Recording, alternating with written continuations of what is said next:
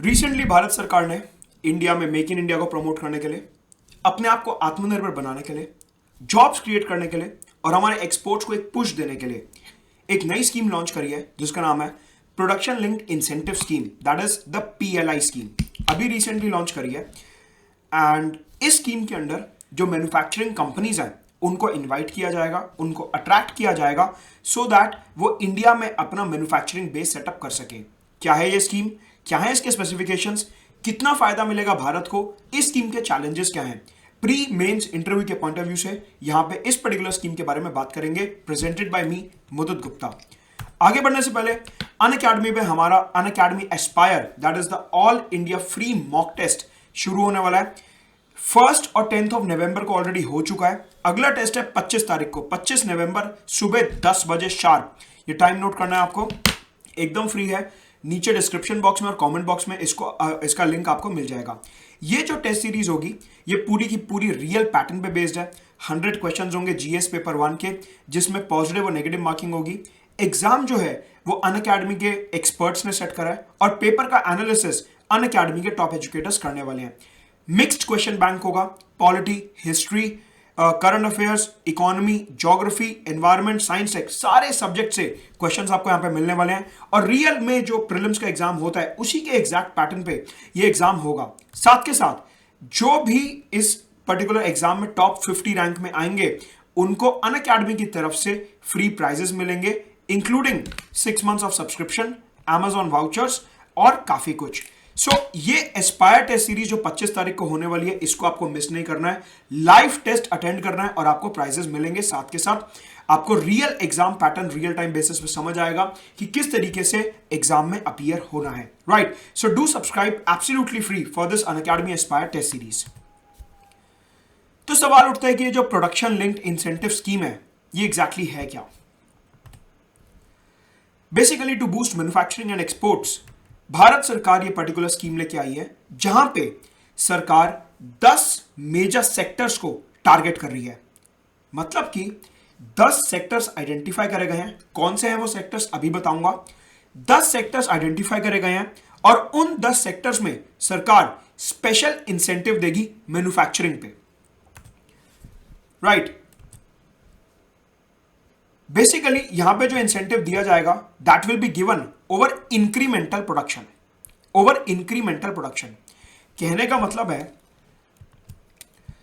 यहां पे सरकार बेस ईयर एज्यूम करेगी। Government will assume a base year of 2019-20 base year. Let us से बेस ईयर में एक मोबाइल मैन्युफैक्चरिंग कंपनी है। लेट अस से बेस ईयर में एक मोबाइल मैन्युफैक्चरिंग कंपनी ने 100 मोबाइल फोन्स मैन्युफैक्चर करे, ठीक है। अब 2020-21 में लेट अस से उस कंपनी ने 120 मोबाइल फोन्स मैन्युफैक्चर करे। देखिए बेस ईयर माना 2019-20, ये जो पीएलआई स्कीम है इसका बेस ईयर है 2019-20। मतलब कि बेस ईयर में अगर कंपनी ने 100 मोबाइल फोन्स मैन्युफैक्चर करे और 2020-21 में 120 मोबाइल फोन्स मैन्युफैक्चर करे तो ये जो 20 एडिशनल मोबाइल फोन्स मैन्युफैक्चर करे, देखो 100 से 120 पे गए तो 20 एडिशनल फोन्स हो गए। ये जो 20 एडिशनल फोन्स हैं सरकार ये एडिशनल मैन्युफैक्चरिंग पे इंसेंटिव देगी। ये 20 एक्स्ट्रा मोबाइल फोन्स पे सरकार इंसेंटिव देगी कि हां आपने इंडिया की मैन्युफैक्चरिंग को प्रमोट करा है, आपने इंडिया के एक्सपोर्ट्स को प्रमोट करा है, हम आपको इंसेंटिव देंगे। मतलब कि प्रोडक्शन लिंक्ड इंसेंटिव स्कीम में जो इंसेंटिव दिया जाएगा that will always be given over the incremental production. Incremental production पे दिया जाएगा। मतलब कि जो इंसेंटिव मिलेगा वो 120 मोबाइल फोन्स पे नहीं मिलेगा, वो मिलेगा कि बेस ईयर के ऊपर आपने कितनी एडिशनल प्रोडक्शन करी है। तो अगर आप 100 से 120 पे गए हो मतलब कि आपने 20 एडिशनल मोबाइल फोन्स प्रोड्यूस करें as compared to the base year and hence इस इंक्रीमेंटल प्रोडक्शन पे आपको इंसेंटिव मिलेगा। तो आपको हमेशा ध्यान रखना है कि जो प्रोडक्शन लिंक्ड इंसेंटिव स्कीम है यहां पे आपको इंक्रीमेंटल प्रोडक्शन के ऊपर इंसेंटिव मिलेगा, राइट। और कितना इंसेंटिव मिलेगा? 4 से 6% का, 4 से 6% का इंसेंटिव मिलेगा। कहने का मतलब है मैंने अभी आपको बताया कि 20 एडिशनल मोबाइल फोन्स जो मैन्युफैक्चर हुए, 20 एडिशनल मोबाइल फोन्स जो मैन्युफैक्चर हुए उसके ऊपर आपको इंसेंटिव मिलेगा। लेट अस से ये 20 मोबाइल फोन मैन्युफैक्चर करने में 1 लाख रुपए लगा। ये 20 फोन मैन्युफैक्चर करने में 1 लाख रुपए लगा। इस 1 लाख रुपए का 4 से 6% डिपेंडिंग अपॉन द पैरामीटर्स सरकार इंसेंटिव देगी कंपनी को। राइट, तो जितना भी पैसा लगा मैन्युफैक्चरिंग में उससे लिंक करके 4 से 6% का इंसेंटिव दिया जाएगा इंडस्ट्री को ओवर इंक्रीमेंटल प्रोडक्शन, मतलब कि एडिशनल प्रोडक्शन के ऊपर। राइट, तो ये पर्टिकुलर स्कीम है प्रोडक्शन लिंक्ड इंसेंटिव स्कीम, जो मेक इन इंडिया और आत्मनिर्भर भारत को प्रमोट करेगी। As far as the scheme is concern, ये 5 साल के लिए लाई गई है, मतलब कि 2020 से लेकर 2025 तक के लिए ये स्कीम लाई गई है। सिर्फ और सिर्फ 5 साल के लिए इसके अंडर आपको इंसेंटिव दिया जाएगा। अगर मैं बात करूं कि कौन से 10 सेक्टर्स हैं जहां पे स्कीम एप्लीकेबल है, तो सरकार ने सबसे पहले एसीसी बैटरी का सेक्टर आइडेंटिफाई करा है, electronic and technology products, automobiles and auto sector, pharmaceutical sector, telecom, textile, food processing, solar modules, जो सोलर सेल्स और सोलर पैनल्स होते हैं उससे रिलेटेड, वाइट गुड्स मतलब एयर कंडीशनर्स और एलईडी टीवीज, और स्टील। ये 10 सेक्टर हैं जहां पे सरकार 4 से 6% का इंसेंटिव देने वाली है ऑन इंक्रीमेंटल प्रोडक्शन।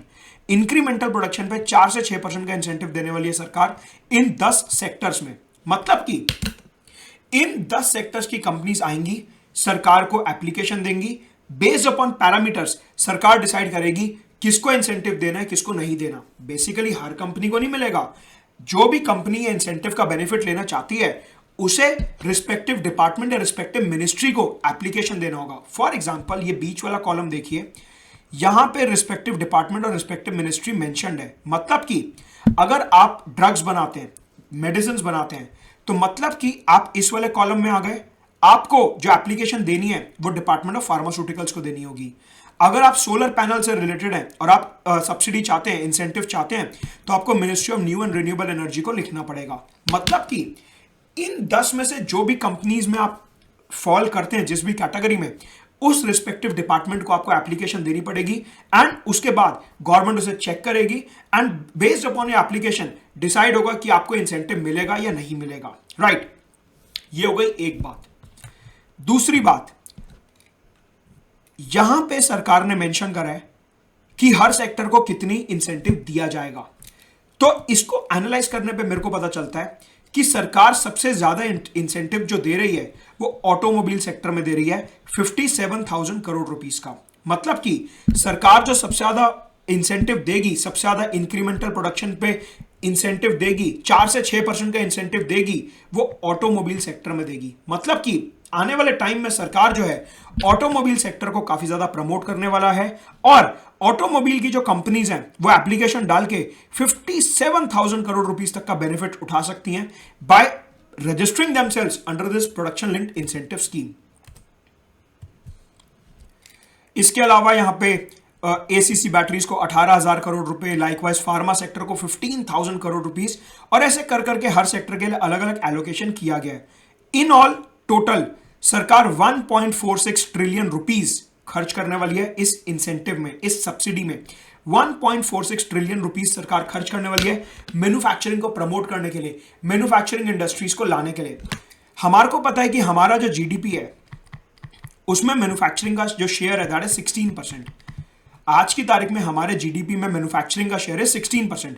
सरकार इसको इंक्रीज करना चाहती है and hence they have come up with this 1.46 trillion rupees incentive scheme to basically attract global companies, जिससे ज्यादा से ज्यादा कंपनी सैमसंग, एप्पल और ये सारी कंपनीज इंडिया में आके मैन्युफैक्चरिंग करें, एक्सपोर्ट करें और हमारी मैन्युफैक्चरिंग को प्रमोट करें। सीधी सी बात है, अगर मैन्युफैक्चरिंग प्रमोट होगी तो जॉब क्रिएशन होगा, स्किल डेवलपमेंट होगा, बाहर से कंपनीज नई टेक्नोलॉजी लेके आएंगी। फॉर एग्जांपल, अगर वॉल्क्सवैगन, मारुति सुजुकी इंडिया में अपनी प्रोडक्शन फैसिलिटी सेटअप करना चाहते हैं या कल को टेस्ला आके इंडिया में फैक्ट्री सेटअप करना चाहता है, तो वो अपने साथ लेटेस्ट टेक्नोलॉजी भी लाएंगे। हमारा यूथ उस टेक्नोलॉजी पे काम करेगा, वो नया स्किल सीखेगा, मैनेजरियल प्रैक्टिसेस सीखेंगे, बाहर से इंडिया में पैसा आएगा, एफडीआई बढ़ेगा, एक्सपोर्ट्स बढ़ेंगे।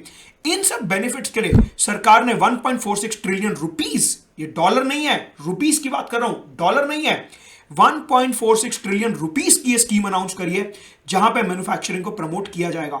ध्यान रखना, ऑटो सेक्टर, फार्मास्यूटिकल सेक्टर, बहुत ज्यादा बूस्ट दिया गया इन दोनों सेक्टर्स को यहां पे, राइट। लेकिन यहां पे समझने वाली बात यह है,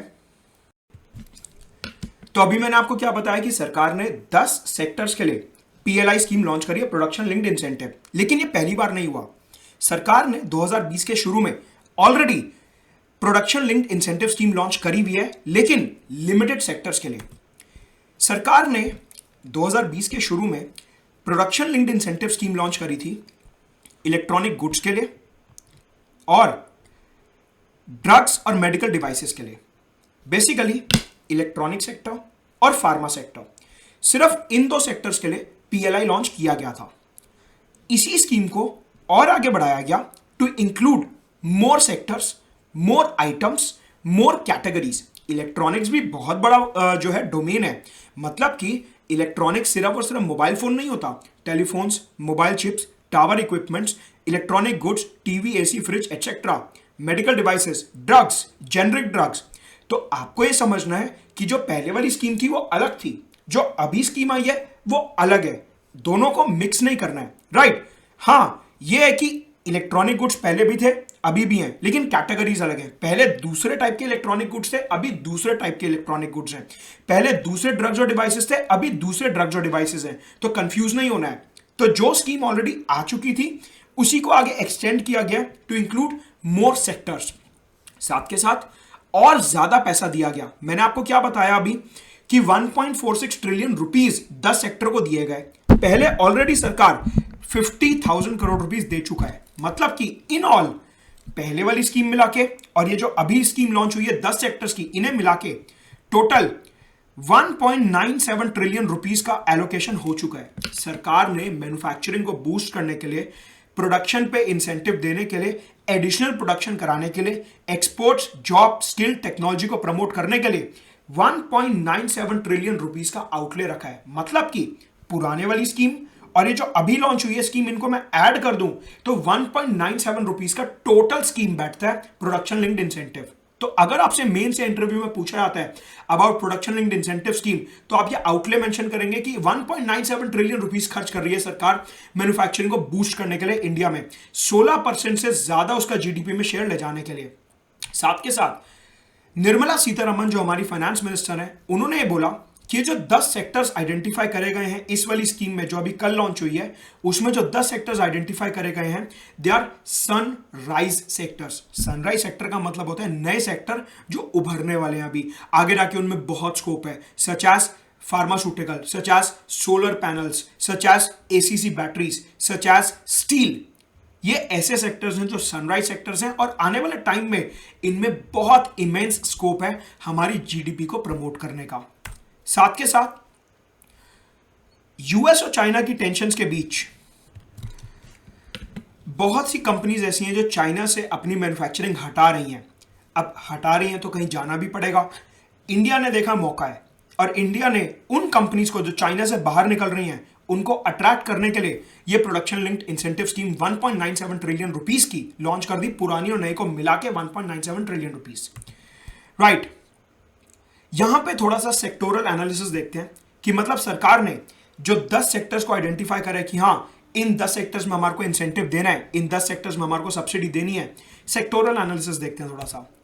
सबसे पहले अगर मैं फूड प्रोडक्ट्स की बात करूं, मैंने आपको दिखाया कि food processing sector is also included, कि जो भी फूड प्रोसेसिंग सेक्टर में इंडस्ट्री लगाएंगे उनको सरकार एडिशनल प्रोडक्शन पे बेनिफिट देगी, इंसेंटिव देगी। This particular inclusion of food processing sector will help in promoting food security. जो फूड वेस्टेज होती है उसको कम करने में हेल्प करेगा। आपको पता है किसान ने क्रॉप्स काट ली, वो बड़े बड़े खराब होने लगती हैं, उनमें वेस्टेज होने लगती है। उस वेस्टेज को प्रिवेंट करने के लिए, फूड प्रोसेसिंग को प्रमोट करने के लिए, फूड सिक्योरिटी प्रमोट करने के लिए, फार्मर्स की इनकम को प्रमोट करने के लिए और 2022 तक फार्मर्स की इनकम को डबल करने के लिए सरकार ने फूड प्रोसेसिंग सेक्टर को यहां पे इंक्लूड कर दिया। इस तरीके से आप मेंस और एसए में अपना आंसर लिख सकते हो। साथ के साथ ऑटो सेक्टर को इंक्लूड करा गया। बेसिकली जो ऑटो कंपनीज हैं, वॉल्क्सवैगन हो गया, ह्यूंडई हो गया और ये सारी जो कंपनीज हैं, they are following a China plus one policy. जो ऑटोमोबाइल सेक्टर की कंपनीज हैं they are following a China plus one policy, कि चाइना में जो हमारा मैन्युफैक्चरिंग बेस है उसके अलावा एक और जगह हमारे को मैन्युफैक्चरिंग बेस सेटअप करना है। ये कीवर्ड है जो आपको मेंस में लिखना है, China+1 पॉलिसी। तो China+1 पॉलिसी फॉलो कर रही है ऑटो सेक्टर की companies, Volkswagen, Hyundai, Honda etcetera, and hence उन कंपनीज फैक्ट्रीज को इंडिया अट्रैक्ट करने के लिए ये पीएलआई स्कीम काफी ज्यादा जरूरी थी, राइट। एक अलग से पॉइंट बता देता हूं, आपको पता ही होगा कि पिछले साल निर्मला सीतारमण ने कॉर्पोरेट टैक्स का जो रेट है वो ऑलरेडी कम कर दिया था। पहले 30% से ज्यादा था, फिर उसको 25% से भी कम करके अराउंड 22% हम लेके आए थे। तो मतलब कि कंपनीज को अट्रैक्ट करने के लिए इंसेंटिव सब्सिडी तो दिया ही जा रहा है, साथ के साथ कॉर्पोरेट टैक्स का रेट भी कम कर दिया गया है, जिससे कि वो यहां पे आए, इंसेंटिव कमाए और टैक्स भी कम दें, मतलब डबल कमाई हो गई। टैक्स कम देना पड़ रहा है और सरकार इंसेंटिव भी दे रही है एडिशनल प्रोडक्शन पे, तो डबल कमाई हो गई। कंपनीज को अट्रैक्ट करने के लिए ये सारा कुछ किया जा रहा है। इसके अलावा अगर और सेक्टोरल एनालिसिस देखें, देन आपको पता है कि प्रधानमंत्री नरेंद्र मोदी ने डिजिटल इंडिया प्रोग्राम लॉन्च करा था। तो उसके बाद जो स्मार्टफोन्स हैं, इंटरनेट है, इन सब का यूजेज काफी ज्यादा हो गया। इसके अलावा artificial intelligence, nano technology, internet of things, 5G technology, इन सब के ऊपर हमारा काफी ज्यादा फोकस है, फाइबर ऑप्टिक और ये सब। मतलब कि e governance, E delivery of services, E education, E health care, E shopping, e commerce, ये जो पूरा सेक्टर है, इलेक्ट्रॉनिक सेक्टर, ये अप्रॉक्सीमेटली $1 ट्रिलियन का हो जाएगा बाय 2025। ऐसा हमारी सरकार का अनुमान है कि बाय 2025 ये जो डिजिटल इकोनॉमी सेक्टर है इंडिया का, ये $1 ट्रिलियन जितना बड़ा हो जाएगा, राइट। अब ऑब्वियस सी बात है, अगर ये सेक्टर इतना बड़ा होगा तो ज्यादा phone, antenna, equipment, tower, devices, chips, ये सब चाहिए होगा। इनको इंडिया में मैन्युफैक्चर करने के लिए इलेक्ट्रॉनिक सेक्टर को यहां पे इंक्लूड करा गया, राइट। ये फैक्ट ध्यान रखना, एनालिसिस में काम आएगा। साथ के साथ अगर मैं फार्मा सेक्टर की बात करूं कि उसको क्यों इंक्लूड करा गया, तो फार्मा सेक्टर को इसलिए इंक्लूड करा क्योंकि India is the third largest pharmaceutical country in the world in terms of volume. India में दुनिया के तीसरे नंबर पर सबसे ज्यादा दवाइयां मैन्युफैक्चर की जाती हैं। और अगर दुनिया के सारे एक्सपोर्ट्स की बात करूं कि दुनिया में जितना भी दवाइयों का एक्सपोर्ट हो रहा है, उसका 3.5% एक्सपोर्ट इंडिया से होता है। कहने का मतलब है India is one of the leaders in the pharmaceutical industry. अपनी पोजीशन को और कंसोलिडेट करने के लिए, हमारी दवाइयों के मैन्युफैक्चरिंग और एक्सपोर्ट को और बढ़ाने के लिए, हमारी दवाइयों की साइंस एंड टेक्नोलॉजी को बूस्ट देने के लिए सरकार ने फार्मा सेक्टर को भी इसमें इंक्लूड करा। इसी के अलावा हमने देखा कि सरकार ने टेक्सटाइल सेक्टर को भी इंक्लूड करा। As far as the textile sector is concern, दुनिया में जितने भी टेक्सटाइल के एक्सपोर्ट्स होते हैं उसमें 5% कॉन्ट्रीब्यूशन हमारा है। हम ये कॉन्ट्रीब्यूशन बढ़ाना चाहते हैं, इस वजह से सरकार ने टेक्सटाइल सेक्टर को यहां पे इंक्लूड करा। अच्छा, टेक्सटाइल सेक्टर में एक बात और समझिए, अभी तक क्या हो रहा है कि जो हम टेक्सटाइल एक्सपोर्ट करते हैं वो या तो कॉटन का होता है, या जूट का होता है, या वूल का होता है। कहने का मतलब है नेचुरल फाइबर्स का होता है। दुनिया आजकल अलग अलग तरीके के कपड़े पहनने लगी है, and they are moving away from natural fibre. जो सिंपल कॉटन और इन सब के कपड़े होते हैं, दुनिया इनसे थोड़ा दूर जा रही है। मतलब कि जो मैनमेड फाइबर्स होते हैं, अलग अलग तरीके के पॉलीमर्स वगैरह होते हैं, अलग अलग तरीके के थ्रेड्स होते हैं, मशीन मेड थ्रेड्स होते हैं, उस टेक्नोलॉजी ने काफी ज्यादा तरक्की कर ली है। नायलॉन्स हो गए अलग अलग तरीके के, और ये सब। इंडिया में वो टेक्नोलॉजी अभी इतनी ज्यादा एडवांस नहीं है। इंडिया आज भी कॉटन और जूट के ऊपर रिलाय करता है। भारत सरकार ने बोला कि हमारे को टेक्सटाइल का लीडर बनना है, हमारे को कॉटन, जूट, वूल से आगे बढ़ना है, हमारे को सिंथेटिक फाइबर और नायलॉन्स में और ज्यादा तरक्की करनी है, मैन मेड फाइबर में और ज्यादा तरक्की करनी है, and hence we will invite more and more textile companies to come to India, and hence इस वजह से टेक्सटाइल सेक्टर को इंक्लूड कर दिया गया पीएलआई स्कीम में। सवाल उठता है कि स्कीम सुनने में तो बहुत अच्छी लग रही है, लेकिन यहां पे कुछ चैलेंजेस भी हैं। देखो, अभी तक हमने क्या देखा, पॉजिटिव एस्पेक्ट्स देखे स्कीम के, अब देखेंगे नेगेटिव एस्पेक्ट्स मेंस में अपने आंसर को बैलेंस करने के लिए। आपको पता है मेंस में हमारे को बैलेंस व्यू लिखना होता है, बैलेंस आंसर लिखना होता है। तो अभी तक हमने पॉजिटिव एस्पेक्ट्स देखे, अब नेगेटिव एस्पेक्ट्स दिखाऊंगा आंसर को बैलेंस करने के लिए। As far as the challenges are concern, सबसे पहले हमारी सरकार ने इंसेंटिव तो दे दिया, कॉर्पोरेट टैक्स रेट भी कम कर दिया, ठीक है, अच्छी बात है, लेकिन आज भी बहुत सारी प्रॉब्लम्स हैं जो बिजनेसमैन फेस करते हैं, particularly ease of doing business. Inter state trade, एक स्टेट से दूसरी स्टेट सामान ले जाना है, रेजोल्यूशन ऑफ डिस्प्यूट्स, अगर दो कंपनीज में लड़ाई हो गई तो सालों साल जो है कोर्ट में केस फंसा रहता है, तारीख पे तारीख। प्रॉपर्टी खरीदने में, लैंड एक्विजिशन में काफी ज्यादा प्रॉब्लम आती है।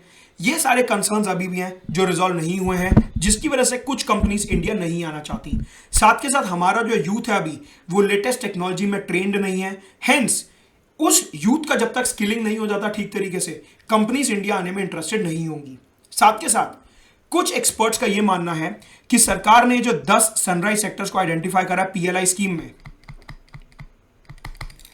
पीएलआई स्कीम में जो 10 सनराइज सेक्टर्स को आइडेंटिफाई करा गया है, कुछ कंपनीज का यह मानना है, कुछ एक्सपर्ट्स का यह मानना है कि अब जो बैंक्स हैं वो सारा का सारा पैसा इन सनराइज सेक्टर्स को दे देंगे और जो दूसरे सेक्टर्स हैं उनको ठीक टाइम पे पैसा लोन नहीं मिल पाएगा। मतलब कि जो शेयर मार्केट में इन्वेस्टर्स हैं वो भी इन 10 सनराइज सेक्टर्स में पैसा लगाने लगेंगे, वो दूसरे सेक्टर्स में नहीं लगाएंगे। मतलब कि this will lead to diversion of resources, कि जो दूसरे सेक्टर्स को पैसा मिल सकता था वहां से हटा के इन 10 सेक्टर्स को पैसा दे दिया जाएगा। मतलब कि इकोनॉमी में थोड़ी सी डिस्टॉर्शन आ सकती है। ये एक चैलेंज है जो सरकार को टैकल करना होगा, राइट।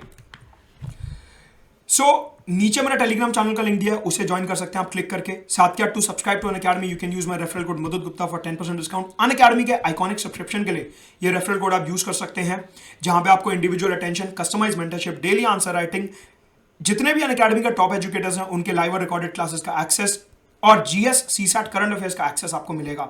साथ के साथ अनअकैडमी एस्पायर 25 नवंबर को सुबह 10 बजे प्रीलिम्स के पैटर्न पे एग्जैक्टली सेम टेस्ट होने वाला है। 100 क्वेश्चंस का 2 घंटे का टेस्ट होगा और जिनकी भी टॉप 50 में रैंक आएगी उनको अलग अलग प्राइजेस, अनअकैडमी का सब्सक्रिप्शन, Amazon वाउचर्स, ये सब मिलेगा। So Unacademy Aspire test series के लिए जरूर एनरोल करिए, एब्सोल्युटली फ्री है। नीचे कमेंट और डिस्क्रिप्शन में लिंक मिल जाएगा। Thank you very much.